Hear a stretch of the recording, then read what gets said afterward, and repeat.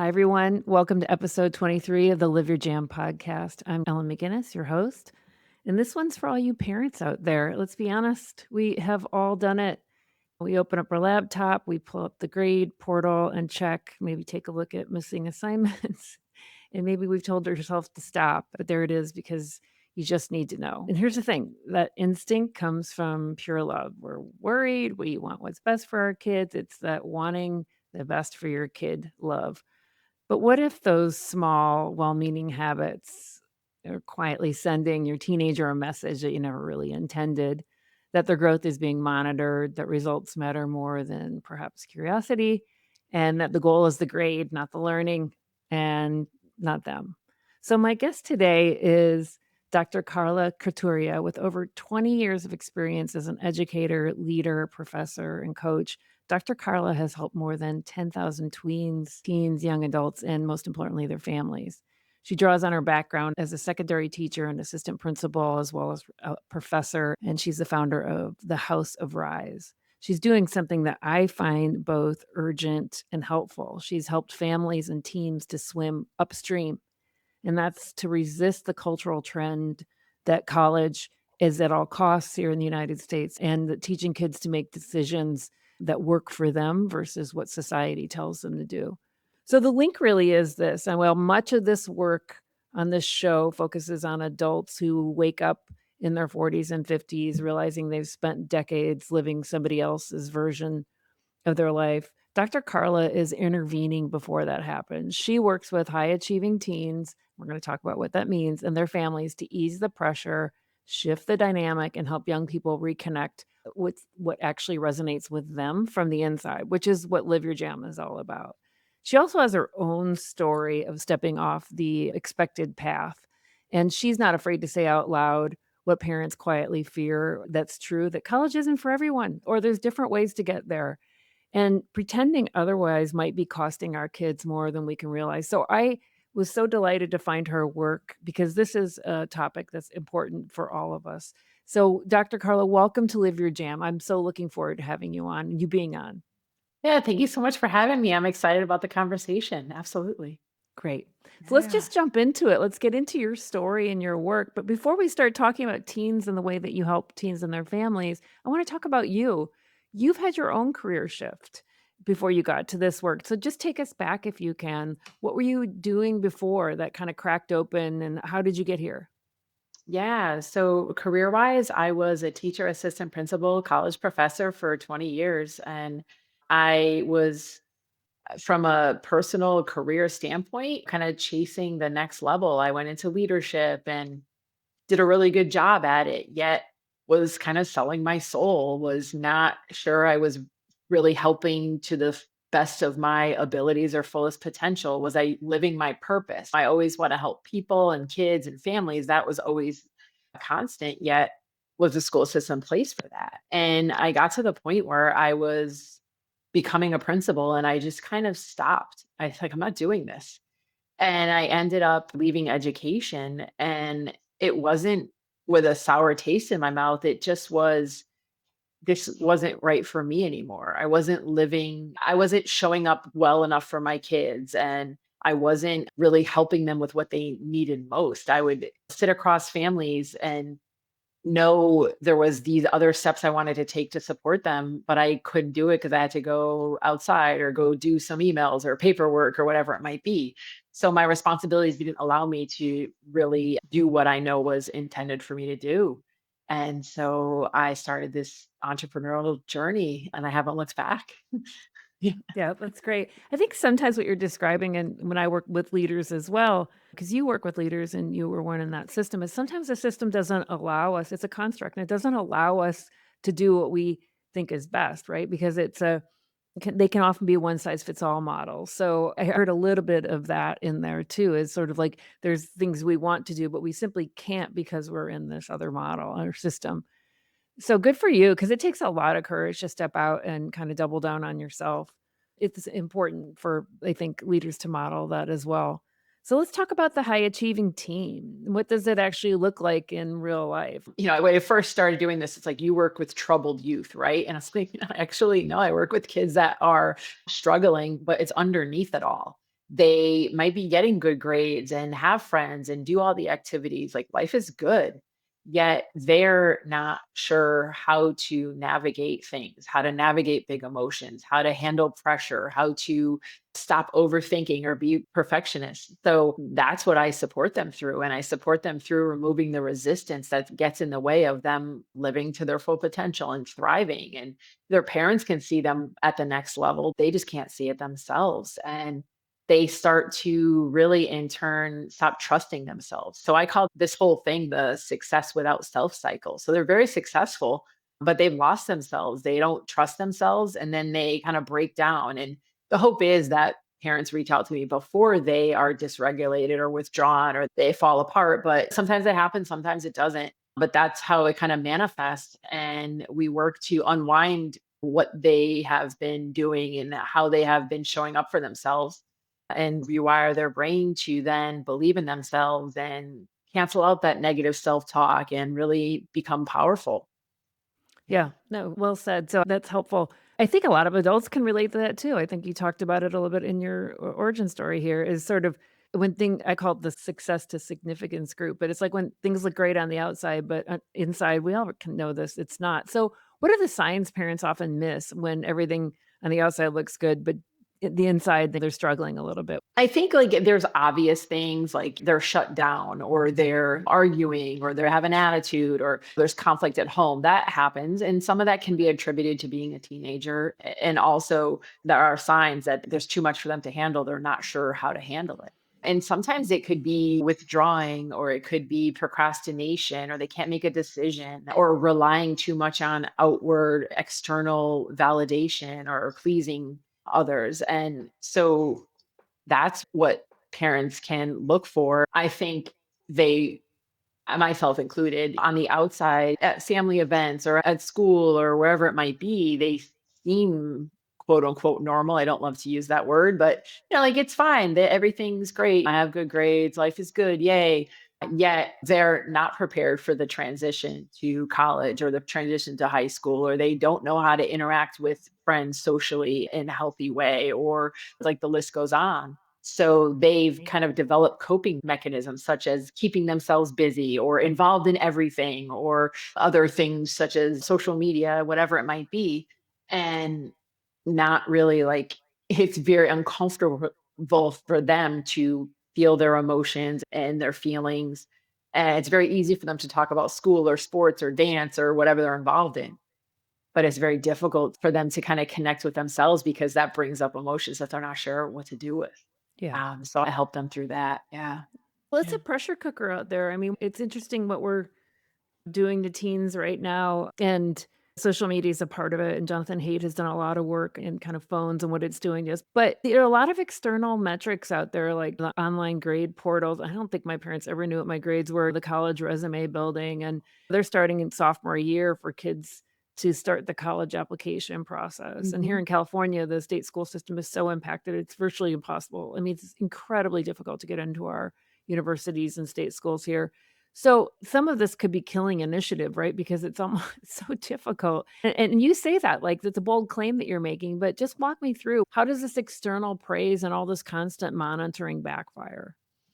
Yeah, so I think a couple things you said there. Just to start with the grade portal thing, having the grade portal is great. Parents are involved and they can kind of have that open communication with their kids. But I think a lot of times parents often either, as they get to high school, they don't look at the portal anymore, maybe not even middle school. So there's that where they're not looking at all, which isn't necessarily the best thing. But then there's the other flip side of it where they're looking so much and then they're emailing teachers and they're getting so involved and they're overstepping. And that is robbing their teens of building autonomy, standing up for themselves, communicating with adults, like all of the things. So they aren't able to self advocate and then they go to college. How do you think they're going to interact with a professor or they have a job? How are they going to interact with their boss? So I think the grade portal is positive to some extent, but also it can be detrimental. The same goes for social media, the comparison. The fight that started on Friday at school could have been verbal and then it gets posted everywhere and it doesn't go away. So teens are the same as you and I were when we are teens, underneath it all emotionally. yet there's different added pressures that they have to handle. And to the college question, I mean, most of my kids go to college. It isn't that they don't, it's that I want them to think about it. It's like, why am I going? What is my end goal? Who do I want to become because of college? It's not that it shouldn't happen, but it's what's right for you and what's your path. So I think it's more important to find, to some extent, their purpose. I've been working with this one girl, and she started off where she wanted to do philosophy, then it was religion, then it was psychology, then it went to nursing, and now she's thinking being a psych in a hospital. So it progresses, and it's awesome to watch and to be a part of. Yet she's really thinking of, what are her strengths? What does the world need? What do I love to do? And how can I help others? So she's a very good student, yet if she gets a B, she's okay with a B. It's not the end of the world. So I think working through that with her is very important, and shooting for that college that you may think you never get into, but also saying, if you know you're a person that could use technical school and that's where you want to go and that's what's right for you, then that's what's right for you.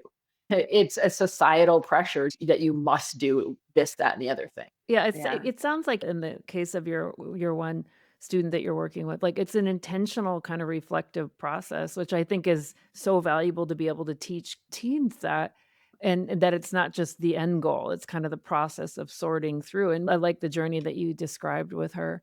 So, let's talk a little bit more about parents and kind of what we can do. You advise parents to stop telling teens that they're smart, and that kind of can potentially run counter to parenting instinct. How can that praise actually be harmful, and what should parents say instead?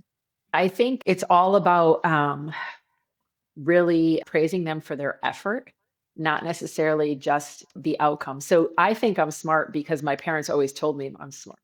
I think I'm beautiful because my parents told me I'm beautiful. But there's other things that they didn't say to me, not because they didn't think it, they just didn't say to me. And those are areas where I might have concerns with. But I think it's more important that you show that you have seen the effort that they've put in, whether it's mentally, physically. Always give an example of like an art teacher. So when I was a principal, I was overseeing art teachers, and my really good art teachers, which they all were, would grade kids on their effort. It wasn't that the painting came out amazing, because not everyone's an artist, but it was that they saw the kid put in hours and hours into this painting, and that's the grade that they got. So it's the same with parents. Yes, you want to say you're smart, you want to say you're pretty, or the things, yet more important than that is that you want to say, like, whether the project came out as good as they wanted to or not, and they say they got a C on the project. It's, I saw you every night working on that project. I saw you research. I saw you study. Like, good for you. Like, what can you learn from it? But, I saw the effort that you really put in. And so it's seeing kids, it's really seeing them, not just seeing them through their accomplishments or their achievements, right? Yeah. Yeah, Yeah. really Yeah. nice, yeah. Yeah. So the family system that plays a big role in all of this. And you make the point that like the teen is rarely like the problem, it's the whole system. And my work is in systems. So I absolutely believe in that. But I want you to tell everybody what it looks like when a family comes to you and is still kind of looking at the teen as the challenge.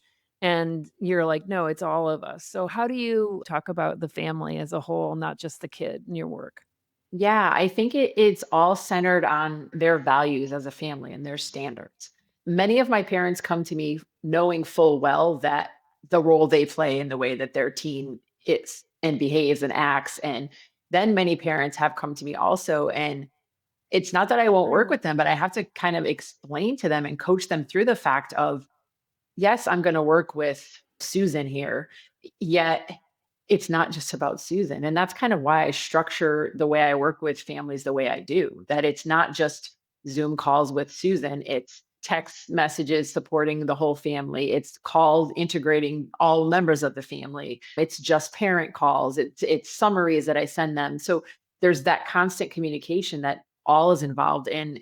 It's, I kind of let parents know that they're not off the hook. And I also let them know that I give them grace and I'm not being critical or judgmental. But if you're really not sure why they're eating as much as they're eating and they're not working out, but then you're telling me that you don't go to the gym and you don't eat healthy either, that's obviously why. And that's just an obvious example.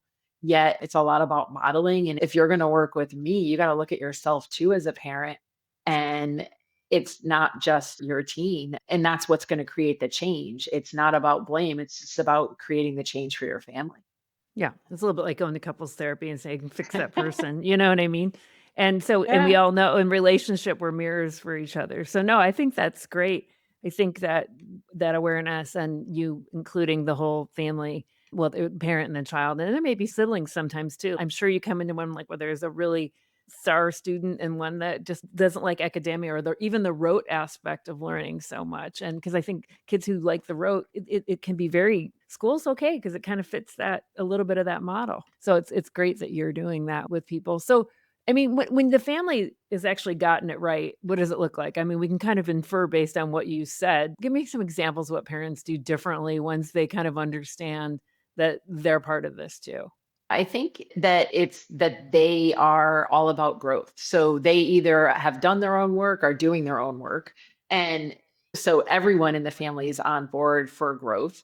I think there's no like wrong way or right way. Yet, if your family is being successful, it's like each day they're going to try to be more connected. It's the effort you're putting in. The result might not, you still might end up in an argument at the end of the night. Yet it's how do we respond to that the next day, and how do we apologize to each other or see each other or listen to each other, or understand each other. So it isn't, the teens oftentimes have the problem and they're giving the attitude and parents are being very calm. Yet there's times when the flip is true and the parent has to kind of say, "Hey, I'm sorry I treated you that way." And so it's being vulnerable with one another, it's validating each other's emotions, it's knowing how to read the room and let it be, or not step in, step out. It comes down to like these 2 millimeter shifts. It doesn't mean that your family is terrible right now and you need to overhaul everything, but it means that we're doing pretty good and we just want to do a lot better. I mean, I just met with a family the other day. They're like, over this summer, that's our goal. We just really want to address their son in a more appropriate way, and he's home for the summer and we want to know how to handle he's on his video games, and we don't want this, it doesn't happen during the school year, like how can we kind of tackle these things now and really move into the next version of our family. So like they're looking to shift the identity of their family. Yeah, that's really nice. I mean, summers can be difficult times, and I'm just gonna pull that out of it, right? Because there's a lot of downtime, and it just depends, and the structure and the routine is gone, so we want kids to have a break because I do think kids today are very busy. They're just some of the I'm like, "They're some of the busiest people I know." Hmm. And yet we don't want it to go into this way where it becomes unproductive, and I know a lot of kids struggle with COVID with some of the loneliness, and so we still need to create structure around that. So I love what you're saying about the family that's sort of like thinking holistically about this is a different time where we have to create structure, but we also have to interact with each other in a way that's positive and healthful too.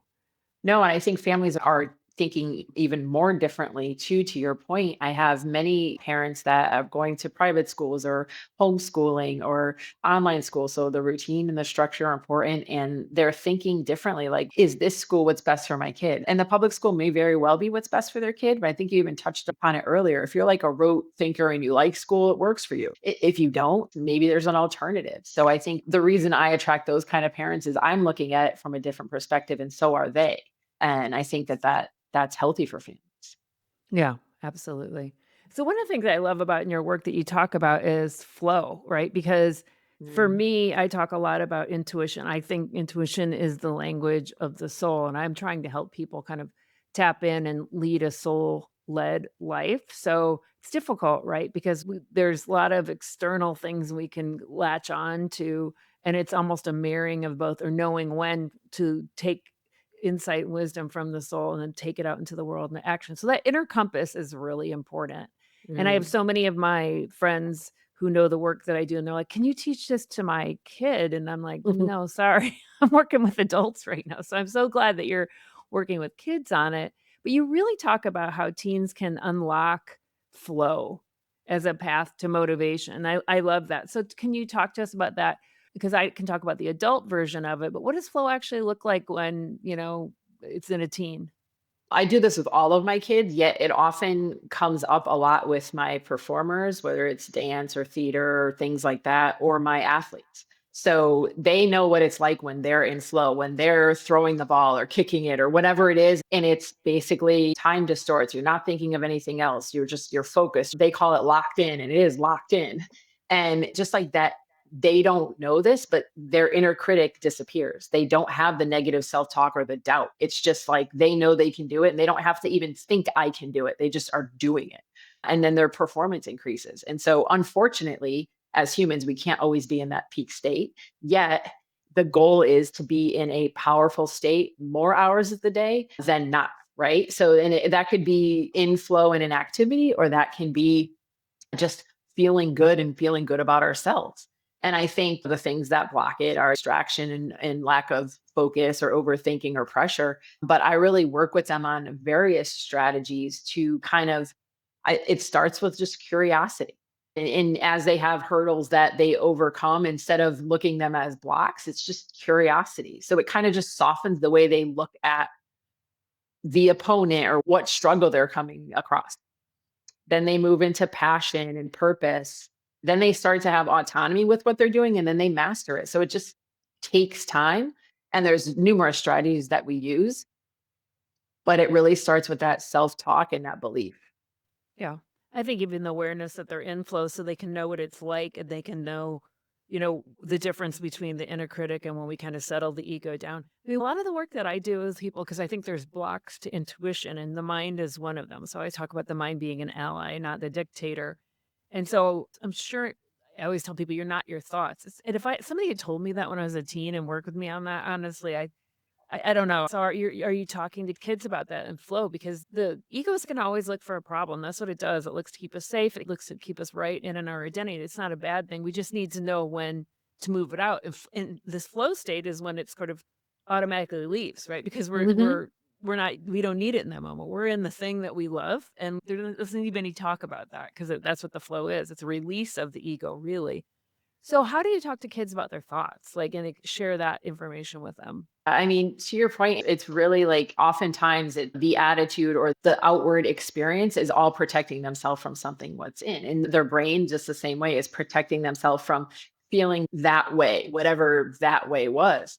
Which starts with what you said. It's you aren't your mind. Like you have control of this. You have control of your outward experience starts internally. And so that at first, I've had kids that they're like, "I'm not gonna think negative no matter what you do." I'm like, "Okay, that's fine, because 'cause we're not gonna talk about positive and negative thinking, okay?" But I think it comes with them first recognizing and having that awareness of, okay, this is what I'm actually thinking. It's this negative thought, that negative thought. Then it's how do I flip that? And then it's not just an affirmation, but then it's okay, well, what tools and strategies am I using? And I share with them of how do we build evidence to help you instill that new belief into your brain, into yourself. And it takes time, it takes commitment. It's like going to the gym. You don't just show up on Zoom for an hour and that's the end of the day here. It's every single day working on these things. And that's what's going to get them to have that control over their mind and then in turn get them into flow and have them have that strong mental performance. So, yeah, it takes some time, but once they see it start to work and they get committed to it, it's addicting because you want to be in that flow. It's like surfing. I surf the 3 seconds you got up, you just paddled for a half an hour, but you're in that flow, so it's worth it. Yeah, nice. And I think you talk about this in your work. You talk about how teens need that rhythmic movement. These are pathways into flows. So in some ways that almost sounds countercultural, right? Because like I talked about the busy teen and even the ones that are super busy, like they're going to violin lessons, to chess, to all of the different check your box community activities so they can fill out the college application. I'm not saying that there aren't teens that are doing those things that are coming from a place of meaning, but I mean, I know, like when I was talking to my kids, it's like, sorry, you got to volunteer for that because they look at that on their college app. And I think to the degree that the parents are pushing for that or the teen is really interested. So let's just talk about rhythmic movement. If you see a kid that's not doing any of that, how do you kind of untap that in them? And what is like rhythmic movement per se? Because surfing's a great example, sports a great example, performing arts, but what are the other ones? Yeah, and so, like I say, a lot of my kids are in those zones and they have that throughout their day.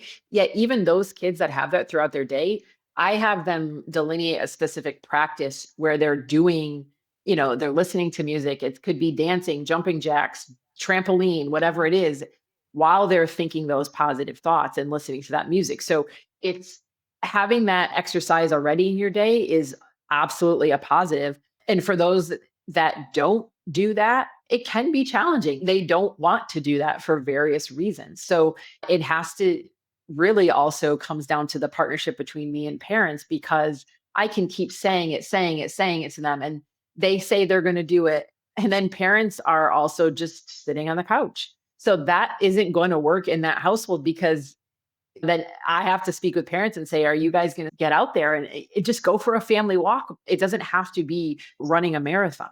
But like the alternatives work. Like I have kids that do We the video game, and they play that as part of their movement. It's not the ideal, yet it's better than being Yeah, sedentary, right? yeah. So, My kids yeah. used to sweat playing Wii.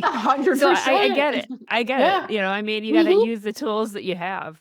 Totally. Good, Totally. good. That's so helpful. So there is this conversation that I wanna have with you, and I know a Yeah. lot of your kids end up going to college in anyway, or it doesn't really matter, but I think it's an avoided conversation here. Like, is college for everyone? And what happens when we push teens towards a four-year degree when it's actually not their path? What do you see there? Yeah, I mean, again, as I already stated, like it's case by case, but I think it really comes down to them being intentional about it, as you stated before. So, no, I don't think necessarily that's the path for everyone. I don't think it should be ruled out automatically just because it's a societal thing, and I don't think it should be like that's the only way. If you notice your teen is just completely against it and has no direction and no other ideas, well then okay, that's a problem.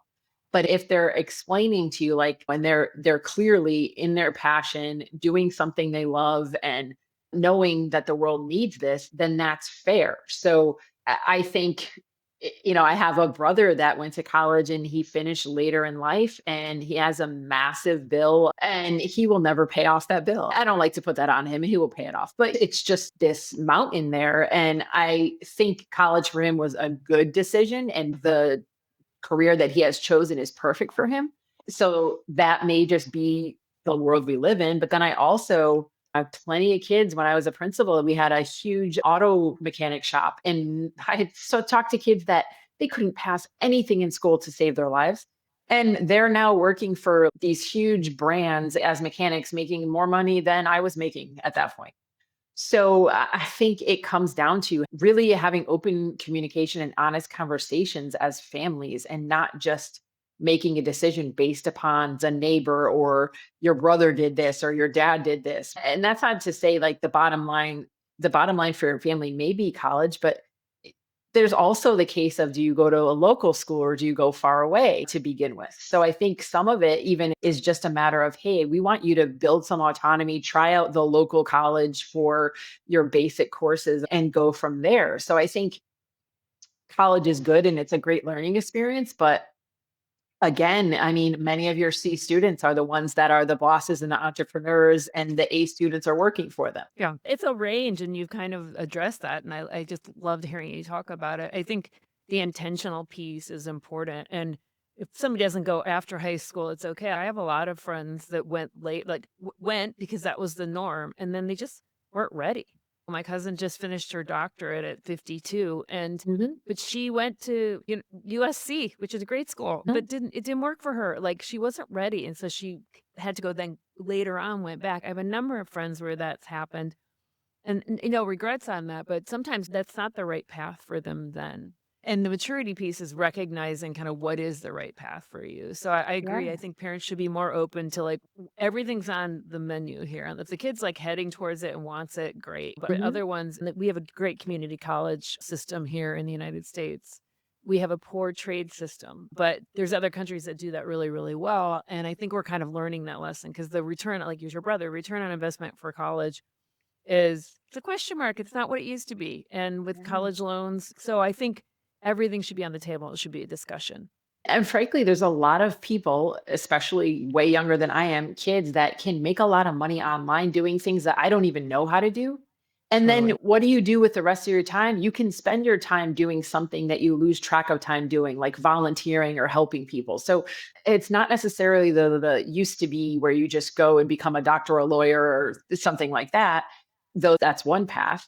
But there's just this whole online world, and remote working has just opened up a whole nother level of, I know I have kids that want to be entrepreneurs. They want to work online. They want to move to different cities, and they want to do things that are meaningful.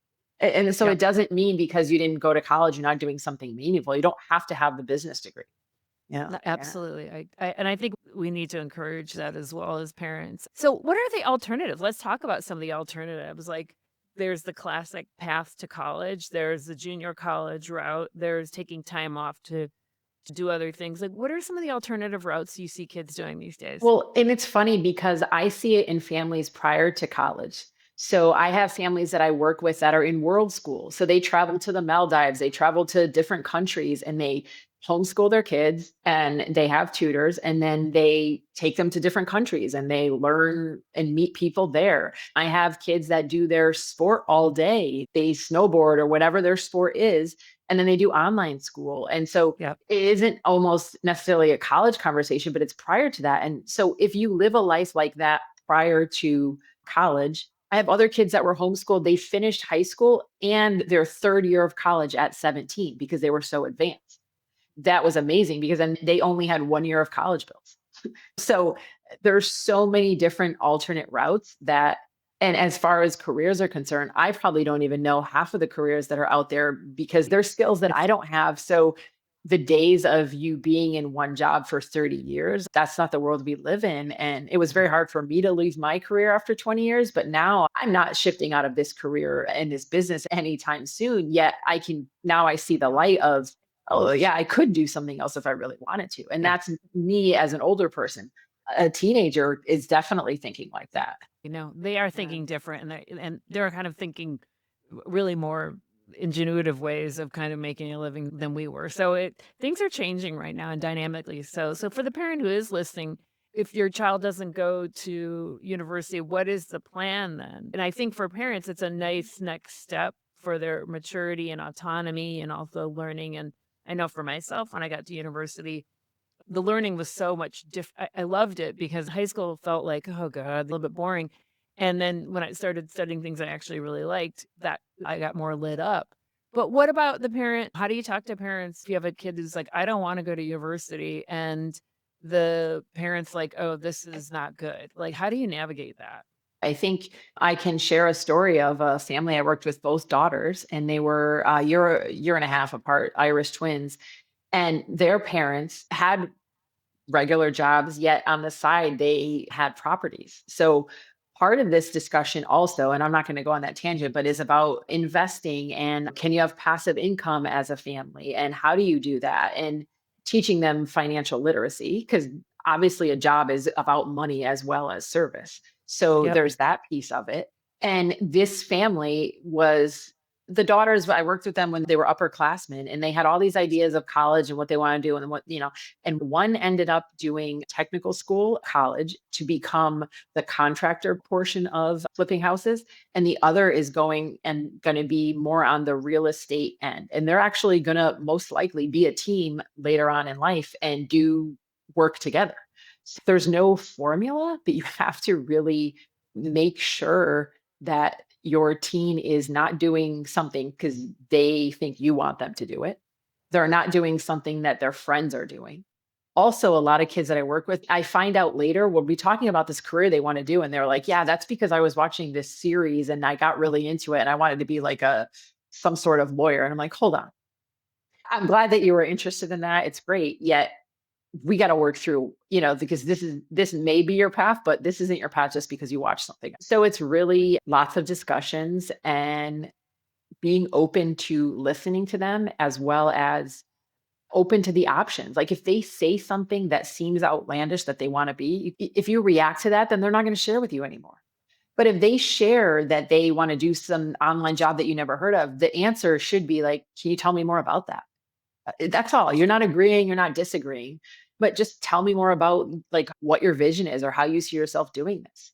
And you may learn that it is the perfect route for them, or they may learn in that process that I don't really want to do this, but it's being open to it and it's listening to them. It's holding space for them and not just shutting them down because the answer wasn't college. Yeah. And I think that the service you provide is so valuable because, I mean, in many ways, you're a buffer in the system, right? Because a lot of times parents get afraid. They're scared and they project that fear onto the child. It's like, I don't want you to, I need you to be, I want you to be happy. I want you to be successful. And they worry that the child doesn't have enough life experience to make these decisions. And it's like, we're not really at decision point yet. We're just kind of uncovering what matters to you and talking it through. So I think you could really be helpful to families because the child would feel safe with you. And then you can kind of broker those conversations in a way that work for everybody, particularly when there's differing ideas on what next steps are after high school, right? Between the child and the parent. So I think that's really helpful and just kind of exploring and listening. And that's really practical for a parent. So I know a lot of people enlist the kind of how do I apply to college person, the counselors, we interviewed one for one of my sons. It was like $5,000. Again, I don't, it's not about the cost thing, but I was like, really, like, we had come back from Europe, so we weren't in the rat race. And so everybody's like, no, you need these people. And I chose not to do that. I had a son that wanted mechanical engineering, so it was a little bit easier. But when you have a kid that doesn't know what they want, it can be harder, long and short. But I just realized, like, you know, your role is so important because you're actually finding out what works for the child and reflecting back and then using that in the family system. So I encourage everybody, like, get somebody like Dr. Carla or Dr. Carly herself. You can navigate this with ease because it is a big change for everybody. So, what's one question a parent could ask their teenager this week? Not to get information, but just to actually open the door on what they're thinking about for college or their next steps. I mean, there's a couple questions I would use, and it could be, when do you feel most like yourself? And you might know the answer already. What do you do regularly that you lose track of time doing? And obviously, video games could be that answer, moving beyond that. Or what's one moment in your life that really shaped you more than you realized? Or what do people thank you for, even when you don't try hard? And those questions really get them to think about the intersection of their passion, their mission, their profession and their vocation, and that kind of starts the discussion. It isn't, what do you want to be when you grow up? Yeah. It's more, who do you want to become? I have one son that is about to go off to university and he wants to do that via sport. And so I try to ask questions like, if it's not through sport, like, do you still want to go? Like, opening up so it's okay to be like, there's other options for you, because it's a little bit of a challenging things. You don't wanna throw other things out there that are less, because I still think kids think that university is the ideal, right? It's like, that's kind of where I should go. Society thinks I should go. So you don't wanna throw things out like, "Hey, how about this?" So it seems less, because you don't mean that, you know what I'm saying? You don't mean like, "Oh, well, why don't you take a year off and do nothing?" Like, no parent really wants that, but you know what I'm saying? You don't wanna offer the less culturally accepted. You want that to come from the kid themselves. And I think you have to know your child too, because it's the, I'm going to take a year off and I'm just going to sit on the couch. Well, no, that's not acceptable. But I'm going to take a year off and I have this plan and I want to create an Yeah, app and I want to volunteer. Okay, so then we have a plan here together. And I'm going to have a job and I'm going to pay for whatever the situation is. So I don't think that's a problem. I think travel is great. I think alternatives are great. Yet there has to be a plan and it has to be what's best for your child. Absolutely. Yeah. absolutely. So I want to make the connection again to the Live Your Jam, because on this show I talk about adults who eventually find their way back to themselves and realize, that really start listening to their inner wisdom. Because most of us, and you made this change and I've made the change as well, is followed kind of the society's kind of rule book on things. I'm not upset about any of that. I learned a lot, but at some point I think I got enough skills, enough confidence, and enough listening to myself. Like, I'm actually going to pivot this and do something I really want to do that feeds me in a way, and I have the control over how I can help in this world. That's really what I want to do. And so I'm trying to help adults do that. So for the teen, you're just intervening earlier, as I said at the beginning, Dr. Carla. So what's your hope? Like, if the work you're doing in this world actually takes hold, what does the next generation look like? It's really being connected to themselves without sacrificing their well-being or their hopes, dreams, for lack of a better term, but really helping them to thrive and intentionally doing so. So you can thrive, but then underneath it all, you're still overwhelmed. You can have a great job and have the car and the wife and all the things, but not know who you are and how to handle what's going on inside. So I think it's to really create, we always say like well-rounded kids, and many kids are well-rounded on the outside, but like that internal piece. And I think schools offer a lot. They offer a great academia for kids, but they're not offering that underlying piece for kids. And I think you have to know your child. If you think that that route for them is that traditional route and they're going to be much better working for someone else, then that's what's for them. And so that's not a wrong decision either. Yet I didn't know another way like you. And I didn't know when I graduated that entrepreneurship was what was going to be for me. And that's also not for everyone. So I think if we look at it, we're very lucky that we have so many options. What to be grateful that we have so many options and to look at it in that way versus the fear way of, oh, they're not going to be able to make a living for themselves. They're going to move back in. They can't live on their own kind of things. And to flip that and say, like, well, what if it happens even better than I thought it was going to happen? And to really look at all of the opportunities present for kids today versus in the past. I hope that we're teaching kids to kind of reflect on what they need versus conforming. Because the more people that we have kind of living from their really authentic truth, like I believe we each have our own vibration. And I think the soul's goal is the soul is like, give me as much learning as possible. So I think in our human way, we're the barometer for that. We can take it as far or as little as we want. So I hope that we're creating kids, and the work that you're doing out in the world is creating kids the ability to kind of explore on their own without kind of pleasing and conforming. And we still need conformists. I mean, that's me too, and that's okay. And if you're aligned to that, that's your path. And I've had kids before, I had like boys, teenage boys. Well, what do you want to be? They literally are like watching social media saying, like, I want to retire my parents. I want to move to Miami. I want to have the car and the girl and all this. And I said, that's cool. You want to be an entrepreneur? So then I delved into like, okay, so are you go door to door? Because they wanted to do a like lawn care business. All right, you got to go door to door. You got to do sales. You got to make flyers. You got to go make social media. Like I went through all the steps it takes to be an entrepreneur. And then they didn't do any of that. And I said, okay, so support them through that, push them to try it on their own now, because you still may be an entrepreneur at the end of the day, but looking at it on social media and you see people, who knows what their real life is. If you're willing to put the work in and you really have a passion for this thing, wonderful, let's go for it. But if you're just kind of sitting at home thinking it's going to happen because you saw it on social media and it looks cool, no, it's not the route for you. Right. So share Mhm. one thing before we sign off here. What's the most meaningful part of this work? Like, how does this work light you up, and what does it give you? Because you're helping others. Yeah, it's all about the transformation. It's the moment that it might be a comment I make, a question I ask, but it really comes down to the kids doing the work and the kids realizing, like, oh, I didn't think about it that way, or oh, I can have control over my mind, or just the learning that they go through and those aha moments of when it clicks. Yeah. And when it clicks, it's amazing because then they're growing, they're thinking differently, and they're really stepping outside of themselves into an even better version of themselves. Yeah. So it's wonderful. Yeah. Yeah. It's an honor to sit with people, and I'm glad that you're doing it and helping people out there in the world, especially our teens, right, who need so much guidance and help. So Mhm. thank you, Dr. Carla. Everybody who follows on YouTube, there's, as you know, a video of this, but I'll have all the links to where you can find Dr. Carla and her work. And I want to thank you for being on, and you're a wonderful guest. I Thank you. appreciate it. You're a wonderful host. I appreciate every minute of it. Take care. Thanks for listening to the Live Your Jam podcast. If today's episode sparked insight or inspiration, follow that thread.